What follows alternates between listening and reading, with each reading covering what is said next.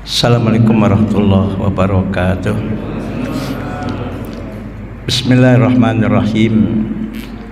Alhamdulillahi rabbil alamin.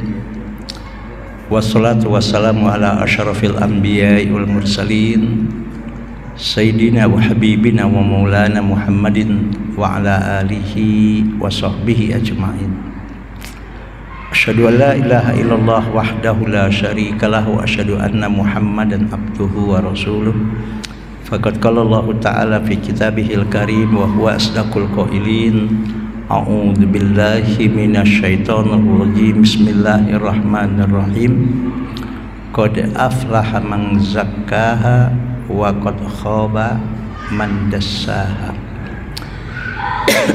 Hadirin dan hadirat yang dimuliakan oleh Allah, Bapak dan Ibu, yang mudah-mudahan kita selalu dalam lindungan, ridho, rahmat dan keberkahan dari Allah Subhanahu wa taala. Dalam waktu yang sangat terbatas ini, kita akan berusaha membahas satu tema, alur pembersihan hati dan jiwa. Persoalannya adalah kita kadang-kadang tidak tahu apa yang dimaksud dengan hati, atau dalam bahasa Arabnya sering disebut al-qalbu, atau apa yang disebut dengan jiwa, atau yang sering disebut dengan yaitu an-nafsu. Dan bahkan ada yang ketiga, satu istilah yang juga tidak bisa kita lepaskan, apa yang disebut dengan al-aqlu, yaitu akal budi. Nah, mari sama-sama untuk menambah keberkahan taklim ini, kita mulai dengan membaca Bismillahirrahmanirrahim. Hadirin yang dimuliakan oleh Allah, dalam kehidupan manusia dan diri manusia, manusia itu terdiri dari dua hal, yang konkret dan abstrak, yang nyata, yang bisa kelihatan dari manusia, dan yang tidak nyata. Tapi dari yang tidak nyata ini bisa dirasakan dampak dan akibatnya. Dari yang nyata yaitu fisik, dari ujung rambut ke ujung kaki. Nah, dari yang tidak nyata inilah ada nanti yang disebut dengan hati, atau yang sering dikenal dengan al-qalbu. Ada yang disebut dengan an-nafsu, yaitu jiwa, dan ada yang dikenal dengan al-aqlu, akal atau akal budi. Nah, supaya tiga hal ini berjalan normal, stabil, tidak menimbulkan masalah dan persoalan dalam kehidupan manusia, maka hati itu harus diisi dengan iman, akal itu harus diisi dengan ilmu, sementara jiwa itu harus diisi dengan iman dan ilmu. Kalau manusia hatinya kosong dari iman, akan jadi masalah. Kalau manusia akalnya kosong dari ilmu, akan jadi masalah. Apalagi jiwa manusia kosong dari iman dan ilmu, maka manusia itu akan mendatangkan banyak masalah dan persoalan dalam kehidupan. Nah, inilah tema yang akan kita bahas, bagaimana supaya kita sebagai makhluk yang bernama manusia ini betul-betul bisa mendatangkan manfaat dan kebaikan, bukan hanya untuk diri kita, bahkan untuk orang lain, bahkan untuk kehidupan di alam semesta ini. Karena bagaimanapun Allah Subhanahu wa taala mengutus Nabi Muhammad menyampaikan risalahnya kepada umat manusia dan kita sebagai umat Nabi Muhammad, Allah mengatakan wa ma arsalnaka illa rahmatan lil alamin. Tidaklah aku, hai Muhammad, kata Allah, mengutus engkau menyampaikan risalah ini kepada umat manusia kecuali sebagai rahmatan lil alamin. Nah, inilah mungkin yang akan kita berbagi, bagaimana kita bisa mencapai rahmatan lil alamin dalam kehidupan kita sebagai manusia. Makanya ada 3 alur dalam proses pembersihan, baik hati kita bersihkan, jiwa kita bersihkan, dan akal kita isi dengan ilmu. Kalau kita belajar ilmu tasawuf, ini istilahnya yang sering disebut dengan istilah tazkiyatun nafsi. Usikum wa nafsi wa iyaya bitaqwallah. Pertanyaannya adalah hati itu apa? Dan jiwa itu apa? Dan akal budi itu apa?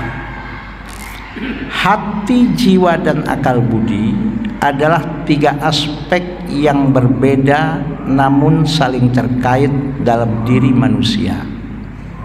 Hati lebih mengacu pada pusat emosi dan intuisi, tempat perasaan seperti perasaan cinta, benci, rindu yang bersemayam.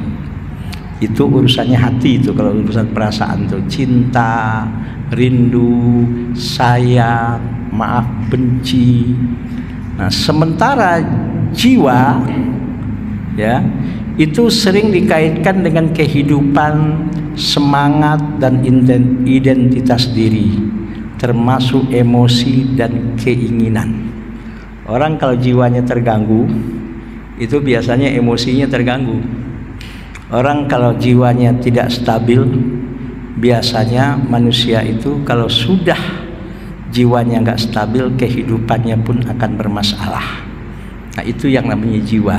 Jadi jiwa sering dikaitkan dengan kehidupan, semangat, dan identitas diri, termasuk emosi dan keinginan.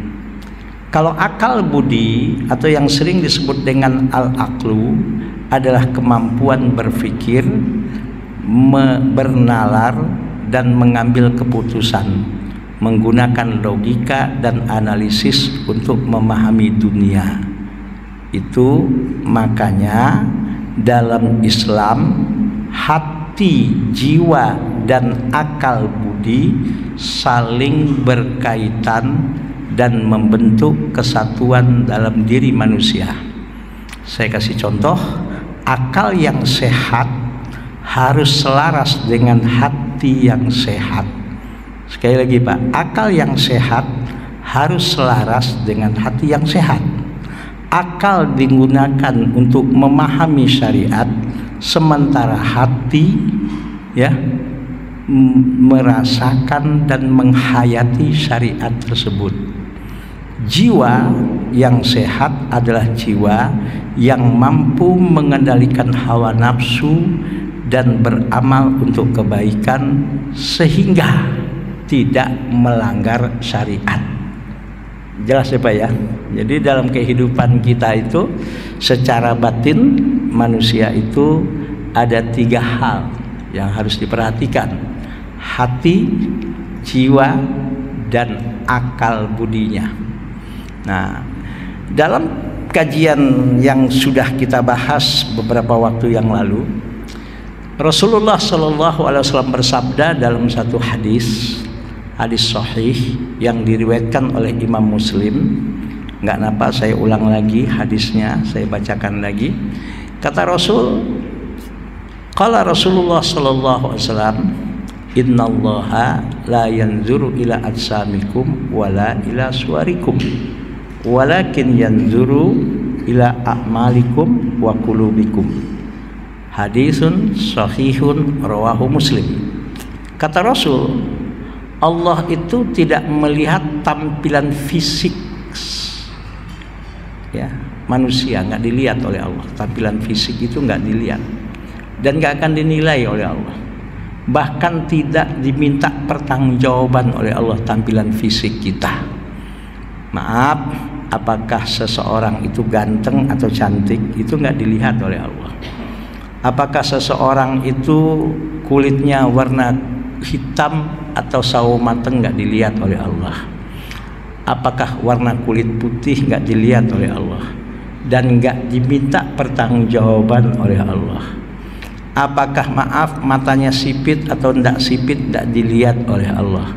Apakah tubuhnya tegap besar atau kecil tidak dilihat oleh Allah. Kenapa? Karena soal tampilan fisik dan bentuk fisik itu di luar kendali kita sebagai makhluk yang bernama manusia. Itu nggak dilihat oleh Allah dan nggak dinilai oleh Allah, bahkan tidak diminta pertanggungjawaban oleh Allah. Tapi hadis ini belum titik, masih koma. Walakin yanzuru ila qulubikum wa a'malikum. Yang dilihat oleh Allah adalah apa yang ada di hati kalian dan apa yang kalian lakukan selama hidup kalian, dari bangun tidur sampai tidur kembali, bahkan sampai kalian menghembuskan nafas terakhir, terutama setelah kita menjadi manusia yang disebut dengan mukallaf, yaitu seorang muslim yang berakal sehat dan sudah balik dan dewasa. Itu apa yang ada di hati kita, apalagi yang kita lakukan dan perbuatan kita, itu akan dilihat oleh Allah dan akan diminta pertanggungjawaban oleh Allah Subhanahu wa taala. Bahkan saya kasih contoh apa yang dilihat oleh Allah, misalnya ya, yang sering kasih contoh deh, yang paling gampang aja lah ya. Ada di depan rumah kita jalan rusak, berlubang. Ya, berlubang. Besar lubangnya. Kalau hujan bisa jadi kendaraan yang lewat di situ, Pak, ya akan bermasalah. Apalagi kendaraan roda 2 bisa jadi jatuh. Nah, untuk menghindari kecelakaan di jalan yang berlubang tersebut, kita beli semen, kita beli pasir, kita beli split, terus kita tutup. Ya, kita tutup. Baik nutupnya kita langsung yang mengerjakan atau kita minta tolong kepada orang. Ya, kita upahlah orang yang menutupnya. Pertanyaannya, itu perbuatan baik? Yes. Itu perbuatan positif? Yes. Itu perbuatan yang mendatangkan dampak yang positif dan bermanfaat? Yes. Tapi persoalannya adalah apakah itu bernilai ibadah atau tidak di hadapan Allah? Itu persoalannya. Jawabannya tergantung apa yang ada di hati kita melakukan hal itu. Kalau di hati kita niatnya melakukan hal tersebut walaupun baik dan positif, maaf, pencitraan, ingin dipuji orang, ingin dikatakan kita orang yang peduli lingkungan, walaupun hal itu baik, positif dan bermanfaat, itu nggak bernilai ibadah di hadapan Allah. Tapi kalau hal itu kita lakukan semata hanya untuk mencari ridho Allah, mau dipuji orang mau tidak kita nggak peduli, yang penting jangan sampai karena lubang ini orang celaka, jangan sampai karena lubang ini ada korban. Kebetulan alhamdulillah kita punya rezeki, kita beli semen, kita beli split, kita beli pasir, kita tutup lubang itu semata, ya Allah, saya lakukan ini hanya untuk mencari ridho-Mu ya Allah. Di hati kita, apakah itu baik? Ya. Apakah bermanfaat? Ya. Apakah itu bisa ya menghindarkan hal yang negatif dan kecelakaan? Ya. Dan apakah itu bernilai ibadah? Yes. Kalau hati kita di dalam hati kita melakukan hal itu niatnya hanya semata karena Allah Subhanahu wa taala. Inilah contoh mungkin yang paling gampang bagaimana ya Allah Subhanahu wa taala melihat kepada apa yang ada di hati manusia dan melihat kepada apa yang dilakukan oleh manusia. Makanya itu Allah tidak melihat tampilan fisik manusia, gantengkah dia, cantikkah dia, itu nggak dilihat. Yang dilihat oleh Allah apa yang ada di hati dan apa yang dilakukan oleh manusia itu. Oke, jelas Pak ya. Nah, usikum wa nafsi wa iyaya bittaqullah. Pertanyaannya adalah bagaimana caranya agar hati dan jiwa kita ini bersih, sehingga apa yang kita lakukan itu betul-betul bernilai ibadah di hadapan Allah Subhanahu wa taala. Itu pertanyaannya. Bagaimana hati dan jiwa kita dalam melakukan hal-hal tersebut betul-betul semata hanya karena ridho Allah. Itu pertanyaannya adalah ya. Al-Imam Al-Ghazali ya, dalam kitab tasawufnya yang sangat dikenal dengan nama kitabnya adalah Ihya Ulumuddin, bab tentang tazkiyatun nafsi, itu mempunyai 3 metode Pak ya, 3 metode bagaimana cara untuk membersihkan hati dan jiwa kita dari hal-hal yang negatif. Jangan sampai apapun yang kita lakukan itu sia-sia di hadapan Allah Subhanahu wa taala. Ya, kita akan hidup di dunia ini sementara Pak ya. Hidup di dunia ini maaf akan berakhir. Apalagi umat Nabi Muhammad, ketika Rasulullah ditanya oleh para sahabat ya Rasulullah, doamu kan diijabah oleh Allah. Ya Muhammad, ya Rasulullah, minta kepada Allah agar umurmu dan umur umatmu ini panjang-panjang. Rasulullah nggak bergeming Pak, hanya menjawab, umatku ini mayoritas usianya hanya 60 sampai 70 tahun. Nah, maka yang umurnya sudah 60 tahun siap-siap aja.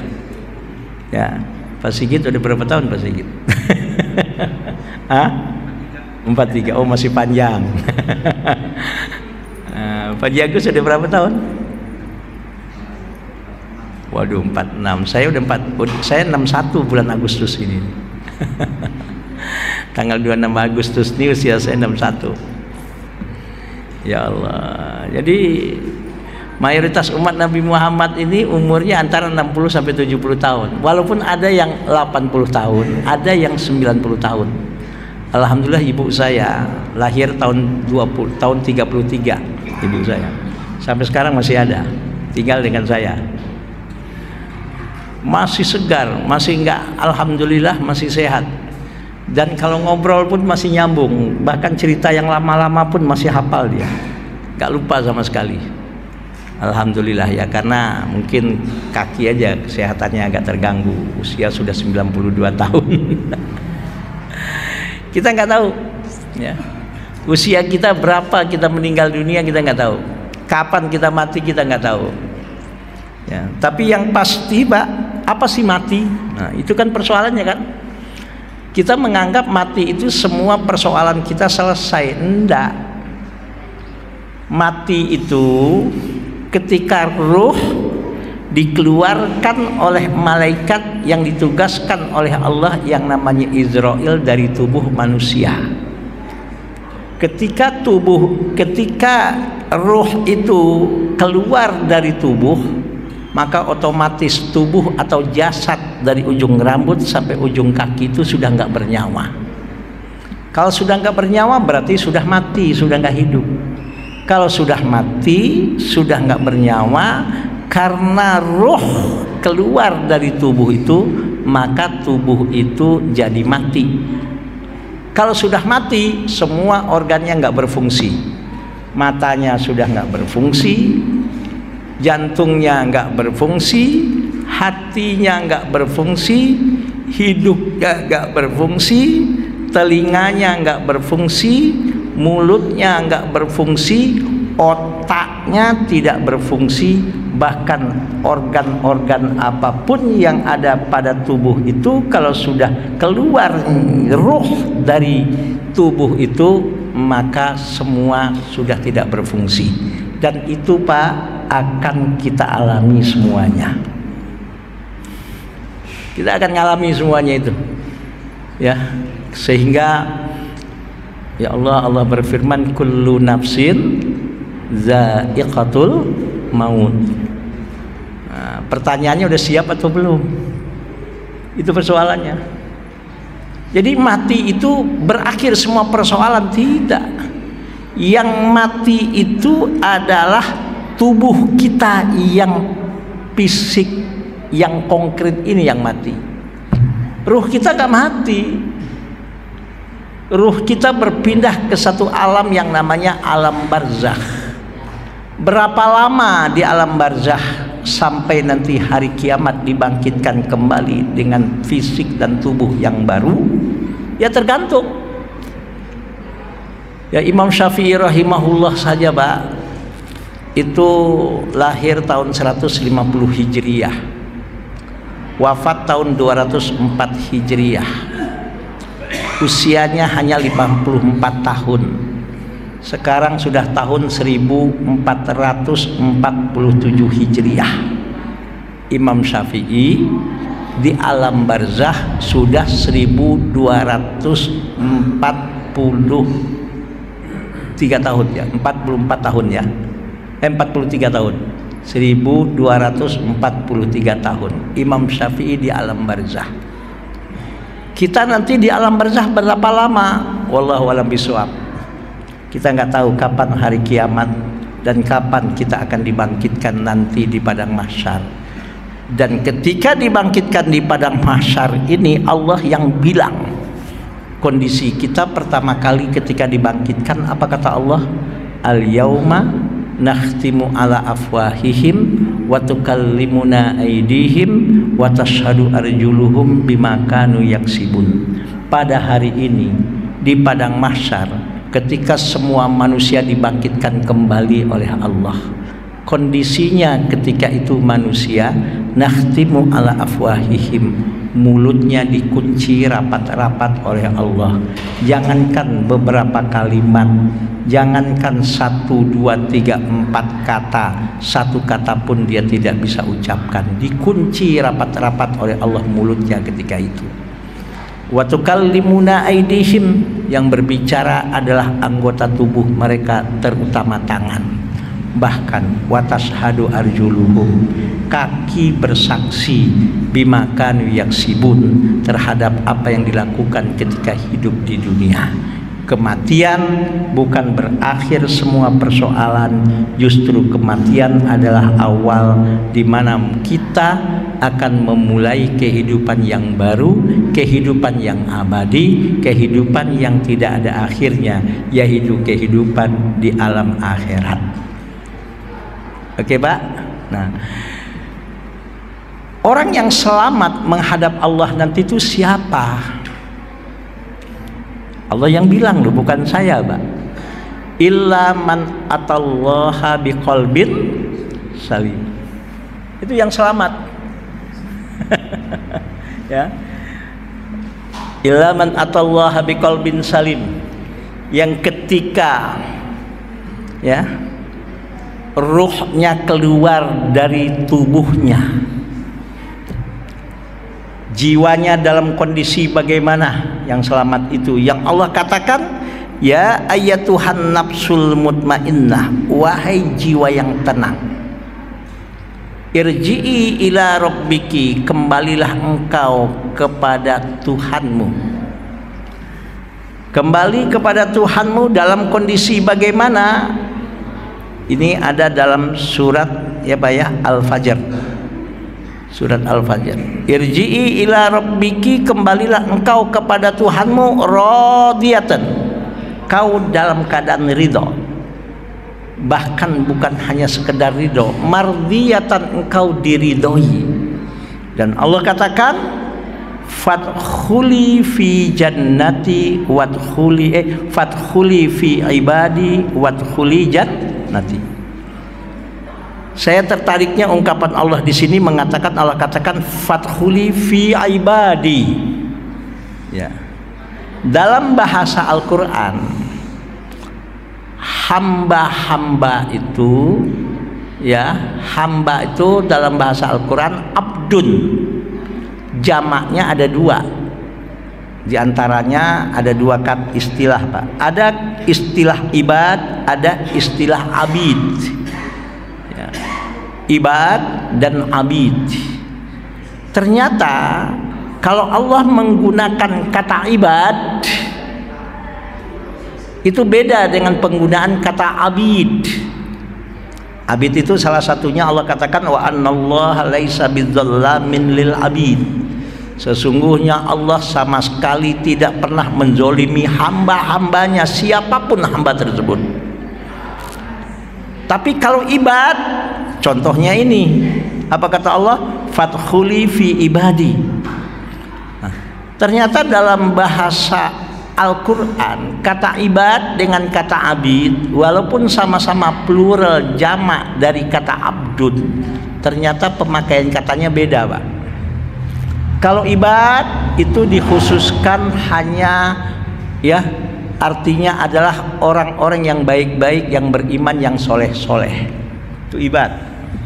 Contoh ayatnya lain lagi, wa ibadur rahman alladzina yamshuna 'alal ardi haudan. Dan hamba-hamba Allah yang maha pengasih, ciri-cirinya hamba-hamba Allah yang baik-baik itu adalah, yang soleh-soleh itu adalah, yang beriman itu adalah alladzina yamshuna 'alal ardi haudan. Kalau berjalan di permukaan bumi ini, berjalan dalam keadaan tunduk, dalam keadaan tawaduk dan rendah hati, sama sekali tidak kelihatan kesombongan dan arogan pada dirinya. Kata ibad. Contohnya lagi di sini Allah katakan fadkhuli fi ibadi, masuklah engkau ke dalam hamba-hambaku. Hamba yang bagaimana? Hamba yang beriman, hamba yang soleh-soleh, hamba-hamba yang baik-baik menurut Allah. Itu ibad bahasanya, Pak. Tapi kalau abid itu hamba-hamba Allah juga, tapi yang gado-gado.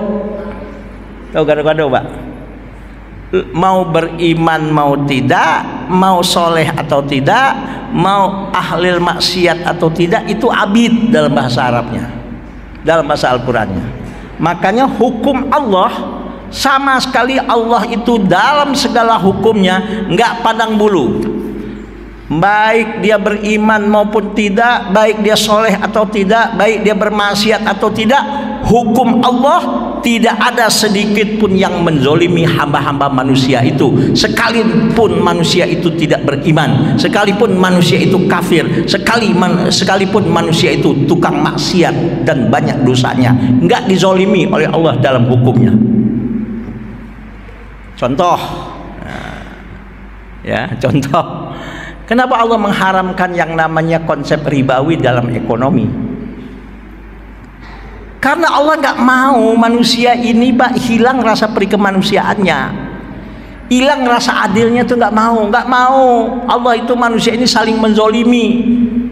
Kan kita tahu tuh konsep ribawi itu akhirnya berakibat apa, Pak? Ada yang menzolimi, ada yang dizolimi. Istilahnya dulu disebut yang kaya makin kaya, yang miskin makin miskin. Bahkan hilang rasa perikemanusiaan. Hutang 25 juta nggak kebayar, Pak, itu bisa jadi 300 juta itu dalam waktu yang nggak lama itu, betul nggak, Pak? Kalau konsep ribawi itu, apalagi hutangnya 50 juta itu dalam waktu yang nggak lama itu bisa 500 juta itu, betul Pak Jagus? Agunannya, jaminannya surat rumah, hutang 50 juta nggak dibayar-bayar, Pak. Sekian waktu yang sudah ditentukan disita itu rumah itu. diusir dari rumahnya itu, sudah bukan miliknya tuh. Kata yang mengusir, ini resiko lu. Soal lu punya rumah, soal lu punya tempat tinggal, itu urusan lu, emang urusan gua. Udah nggak ada rasa kemanusiaan itu. Betul nggak Pak? Soal lu mau tinggal di kolong jembatan, soal tinggal di mana, itu konsekuensi lu. Kenapa lu minjem dan kenapa lu nggak bayar? Kan bahasa Betawinya gitu toh, bahasa kampungnya. Udah nggak ada lagi tuh rasa kemanusiaan tuh, udah nggak ada Pak. Makanya hukum Allah itu Allah bilang wa anallaha laisa bizzallamin lil abid. Nah, kembali kepada tadi Pak. Jadi tampilan fisik tidak diminta pertanggungjawaban oleh Allah. Bahkan dinilai pun enggak, dilirik pun oleh Allah enggak, karena kita tuh terima jadi. Pernahkah kita minta kepada Allah sebelum lahir untuk jadi laki-laki? Pernahkah minta kita kepada Allah sebelum lahir kulit kita sawo mateng? Pernahkah kita sebelum lahir ke permukaan ini, Pak ya, inden dulu, minta dulu supaya kita lahir berkulit putih? Nggak pernah Pak, kita nggak bisa apa-apa Pak, kita terima jadi. Tapi alhamdulillah kita secara fisik sempurna. Ada bahkan yang secara fisik maaf tidak sempurna, cacat. Tapi bagaimanapun dalam Islam tetap dikatakan la tahtakir mandunaka falikul syai'in maziyatun. Jangan kau remehkan orang yang kau anggap kecil, karena bisa jadi orang yang kau anggap cacat itu justru dia punya kelebihan dan keistimewaan, yang mana kelebihan dan keistimewaannya kau tidak miliki. Jelas Pak ya? Nah, kembali kepada tadi, kalau hati kita ini kotor, jiwa kita ini kotor, kotor dengan apa ya? Kotor dengan penyakit-penyakitnya. Al-Imam Al-Ghazali mengatakan dalam kitab Ihya Ulumuddin Tazkiyatun Nafs itu banyak sekali itu penyakit hati itu Pak. Kalau hati sudah sakit, otomatis jiwa jadi sakit Pak. Kalau jiwa sudah sakit, apalagi maaf tidak berilmu, akal budinya kosong, ribet sudah. Yang mengerikan lagi, orang yang hatinya sakit ini, jiwanya sakit ini, maaf, menjadi pemimpin, megang jabatan yang strategis, banyak yang akan menjadi korban kezolimannya Pak. Udah Pak, dikasih tahu, oh galakan dia, dinasehatin, oh nggak kena dinasehatin. Apalagi yang jiwanya sakit, yang hatinya kotor, udah gitu maaf, otaknya juga kosong, pelangak pelongo, jadi pemimpin. Oh ngeri Pak. Bisa nggak terjadi dalam kehidupan manusia seperti ini? Bisa.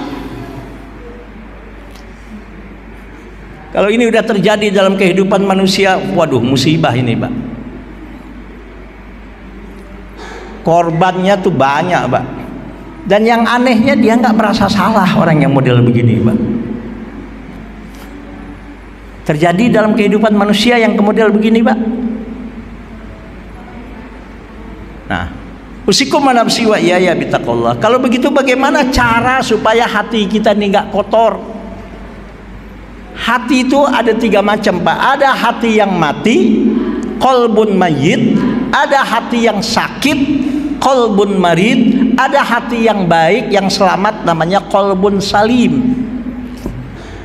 Yang akan selamat nanti menghadap Allah itu yang mempunyai qalbun salim. Yang Allah katakan tadi, ya ayatuhan nafsul mutmainnah, wahai manusia yang mempunyai jiwa yang tenang, ya, irji'i ila rabbiki, ketika dia kembali kepada Tuhannya, Allah bilang apa? Kembalilah engkau kepada Tuhanmu dalam keadaan ridho dan diridhoi, dan masuklah engkau ke dalam golongan hamba-hambaku yang baik-baik, yang soleh-soleh, yang beriman. Bahkan wadkhuli jannati, dan langsung masuk kau ke dalam surgaku. Inilah orang yang punya hati yang baik. Siapa itu? Yaitu qalbun salim, yang disebut dengan istilah illa man atallaha biqalbin salim. Nah, pertanyaannya bagaimana supaya hati kita ini bersih? Bagaimana supaya jiwa kita ini bersih? Nah, Imam Ghazali membagikan ada 3 cara, ada 3 alur, ada 3 metode yang harus kita tempuh. Yang pertama dikenal dengan istilah at-takhalli. Ya, at-takhalli. Apa itu at-takhalli? Pengosongan diri dan jiwa kita dari hal-hal yang negatif. Tujuannya apa at-takhalli? Membersihkan hati dari penyakit dan akhlak yang tercela. Bagaimana hati dan jiwa kita itu betul-betul bersih dari penyakit dan akhlak tercela. Dan ini betul-betul kita harus fokus untuk membuang segala sifat yang negatif itu. Contoh, apa sih penyakit hati itu? Ria. Apa sih penyakit hati itu? Sombong. Apa sih penyakit hati itu? Ujub, bangga diri. Apa sih penyakit itu? Hati itu hasud dan dengki atau iri. Apa sih penyakit hati itu? Ya, gampang marah, gampang tersinggung. Apa sih penyakit hati itu? Baperan. Apa sih penyakit hati itu? Hubud dunia, cinta kepada dunia. Apa sih penyakit hati itu? Pelit. Tahu pelit, Pak? Apa sih penyakit hati itu? Ego. Apa sih penyakit hati itu? Merasa paling benar. Apalagi, Pak? Kayaknya banyak ya. Hah? Iri, hasud. Iri aja kata Rasul, satu penyakit hasud iri hati itu aja kata Rasul, iyakum wal hasada fa innal hasada yakulul hasanati kama takulun narul hatoba. Hei umatku kata Rasul, hindari olehmu penyakit yang namanya iri hati, yang namanya hasud dan dengki. Sebab iri hati itu kata Rasul, yakulul hasanati, akan menghancurkan segala bentuk kebaikan dan ibadah kamu nanti di akhirat. Kama takulun narul hatoba, sebagaimana api menghabiskan kayu bakar. Sombong, ya, iblis itu maaf, yang mengakibatkan dia dimurkai oleh Allah, yang menyebabkan dia dikutuk oleh Allah itu karena sombongnya. Dia merasa lebih hebat dari Adam. Ya kan toh? Sehingga ketika ditanya Allah, iblis, kenapa kamu nggak mau itu sujud hormat kepada Adam? Itu perintahku. Iblis dengan gayanya ngomong, ana khairum minhu, saya lebih baik dari Adam. Kenapa? Khalaqtani min nar wa khalaqtahu min tin. Kau ciptakan aku dari api, sementara Adam hanya kau ciptakan dari tanah. Ngapain gua sujud dan hormat dan tunduk kepada Adam? Inilah yang mengakibatkan iblis akhirnya masuk kepada makhluk Allah yang terkutuk dan dikutuk oleh Allah. Oke, Pak? Jadi at-takhalli, apa takhalli?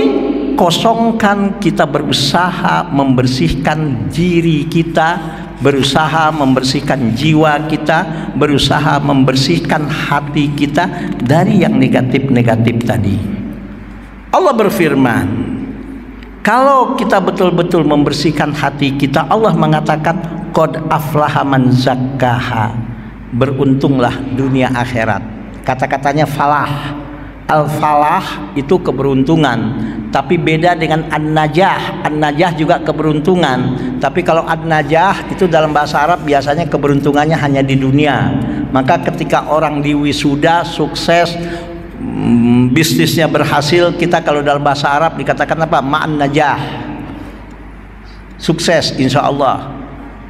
Tapi kalau yang namanya kesuksesan dunia akhirat itu al-falah, maka lafaz azan dan qomat itu hayya alal falah.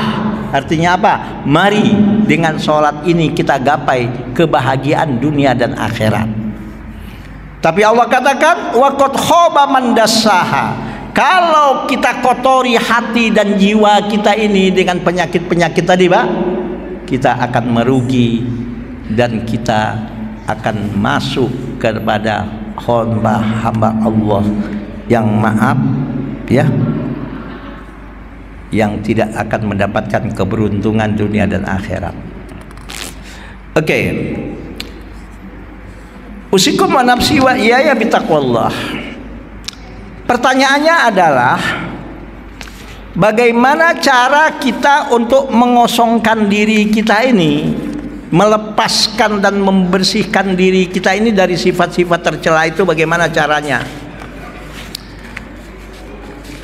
Caranya salah satunya Pak, kita bertaubat. Kalau seandainya selama ini kita menjadi manusia yang seperti itu. Caranya lagi apa Pak? Kita introspeksi diri, ngaca. Udah tua, masih aja udah tua, masih aja hubud dunia. Ya Allah, udah tua, udah bau tanah, masih ada iri hati, masih ada. Ya Allah, kapan taubatnya? Oke Pak, ya Pak ya. Kan sering saya bilang di sini Pak, ayo kalau kita ngaca, pernah nggak kita Pak, maaf ya, merenung, nggak terasa, ya Allah pipi kita sudah kendur, nggak terasa gigi kita sudah mulai gugur, nggak terasa mata kita sudah mulai lamur, nggak terasa kadang ya yang enak masuk ke mulut pun hanya tinggal bubur, nggak terasa tahu-taunya bicara pun sudah mulai ngaur dan ngelantur, karena pada sudah mulai uzur, yang ditunggu hanya liang kubur, masih belum bersyukur. Nauzubillah, jangan sampai kita mati dalam keadaan kufur. Jadi takholli, bermuhasabah, selalu introspeksi diri. Takholli, kita bertaubat dan selalu beristighfar. Dan yang gak kalah penting, untuk kita mengosongkan diri kita, mari lingkungan-lingkungan dan perilaku yang buruk itu kita hindari Pak. Karena dalam teori pendidikan yang namanya al-bi'atu tu'athiru alal mujtama, lingkungan, environment di mana kita berada itu biasanya sangat mempengaruhi diri manusia. Kita berusaha untuk apa? Kalau kata anak muda sekarang, berhijrah. Itu namanya takholli. Oke. Yang kedua, selain takholli, kata Imam Ghazali, lakukan tahalli. Apa itu tahalli? Isi hati yang sudah bersih, jiwa yang sudah bersih ini dengan akhlak terpuji. Fokus akhlak yang terpuji itu kita tanamkan kepada diri dan kepada jiwa dan kepada hati kita. Contoh, ya jadilah orang yang ikhlas. Ya Pak ya, ikhlas. Jadilah orang yang banyak sabarnya. Jadilah orang yang banyak syukurnya. Jadilah banyak orang yang bertawakal kepada Allah. Jadilah manusia yang tawadhu, rendah hati. Jadilah manusia yang ridho dengan apapun yang diberikan oleh Allah. Yang penting kita sudah berdoa, sudah berikhtiar maksimal. Apapun yang Allah berikan, terima dengan senang hati, ridho dan puas. Jangan selalu melihat rumput di halaman orang selalu kelihatan lebih hijau. Ya Allah, dan tanamkan rasa cinta kita kepada Allah Subhanahu wa Ta'ala, dan tanamkan rasa cinta kita kepada makhluk, bahwasanya kalau kita dicubit sakit, orang lain pun kalau kita cubit juga sakit. Tanamkan kalau orang kita zolimi, dia akan sakit.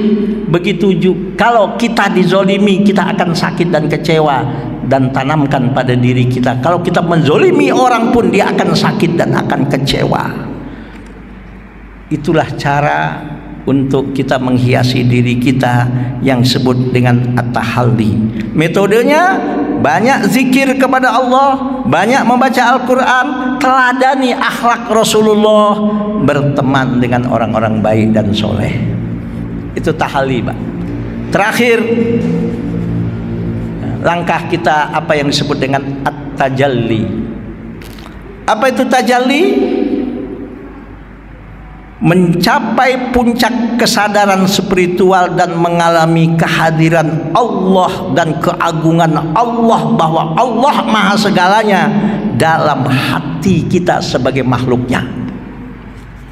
Allahu Akbar, orang yang tajalli, Pak.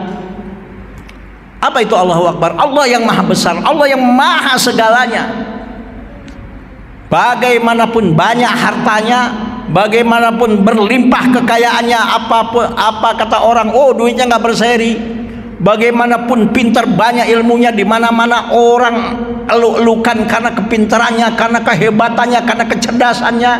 Bagaimanapun tinggi dan hebat jabatannya dan strategis jabatannya, kalau orang sudah sampai ke tingkat tajalli, ketika mengucapkan Allahu Akbar saja dalam sholat, dia mampu menghadirkan kebesaran Allah dalam hatinya, sehingga nur Allah itu nampak dalam dirinya.